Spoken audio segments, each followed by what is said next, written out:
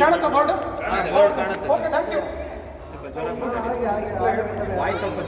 ಮೊದಲನೇದಾಗಿ ರಾಜಾ ರೋಜಾ ತಂಡದ ಶುಭಾಶಯಗಳು ಹಾಗೂ ಉದಯ್ ಪ್ರೇಮ್ ಅವ್ರಿಗೆ ಕಂಗ್ರ್ಯಾಚುಲೇಷನ್ಸ್ ಹೇಳಕ್ಕೆ ಬಯಸ್ತೀನಿ. ಇದರಲ್ಲಿ ಒಂದು 4 ಪಾಯಿಂಟ್ ನಾನು ಹೇಳಕ್ಕೆ ಇಷ್ಟಪಡ್ತೀನಿ. ಮೊದಲನೇದಾಗಿ ರೈತಾಪಿಗಳಿಗೆ ಮರ್ಯಾದೆ ಕೊಡಿ, ಕೀಳಕ್ಕೆ ಕಾಣಬೇಡಿ ಅನ್ನೋ ಒಂದು ಮೆಸೇಜು. ಎರಡನೇ ಮೆಸೇಜು, ಫ್ರೆಂಡ್ಸ್ಗಳ ಹತ್ರ ದುಡ್ಡು ತಗೊಂಡು ಮೋಸ ಮಾಡಬೇಡಿ ಅನ್ನೋ ಒಂದು ಮೆಸೇಜು.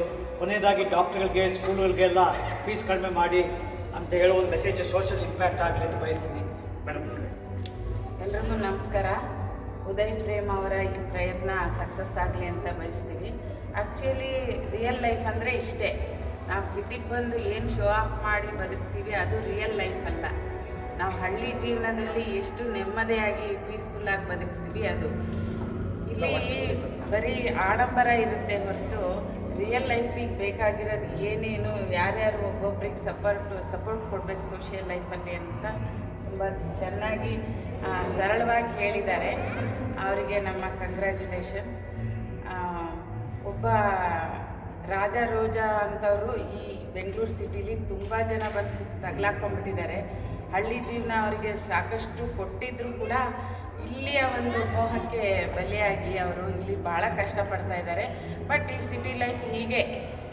ನಮಗೆ ಪೀಸ್ಫುಲ್ ಲೈಫ್ ಬೇಕಂದರೆ ನಾವು ಹಳ್ಳಿಗೆ ಹೋಗಬೇಕು.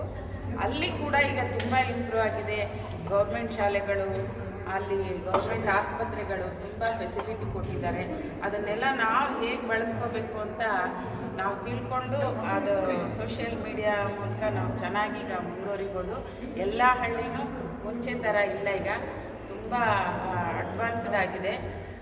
ನಮಗೆ ಏನೇ ಸೌಕರ್ಯ ಬೇಕು ನಾವು ಎಲ್ಲ ಕೋಆಪ್ರೇಟಿವ್ ಆಗಿ ಮಾಡಿಕೊಂಡು ಒಬ್ರಿಗೊಬ್ರು ನಾವು ಆ ಅನುಕೂಲನೂ ಪಡ್ಕೊಂಡು ಹಳ್ಳಿ ಜೀವನನ ಎಂಜಾಯ್ ಮಾಡಲಿ ಅಂತ ಎಲ್ರಿಗೂ ಹೇಳ್ತಾ ಥ್ಯಾಂಕ್ ಯು ಸೊ ಮಚ್. ಇನ್ನೊಂದು ಬಾರ್ಗೆ ಬಂದಿರೋರಿಗೆ 50% ಫೀಸ್ ಮಾಡಿರೋಲ್ಲ, ಅದು ತುಂಬ ಹೈಲೈಟ್ ಆಯಿತು ನಮಗೆ.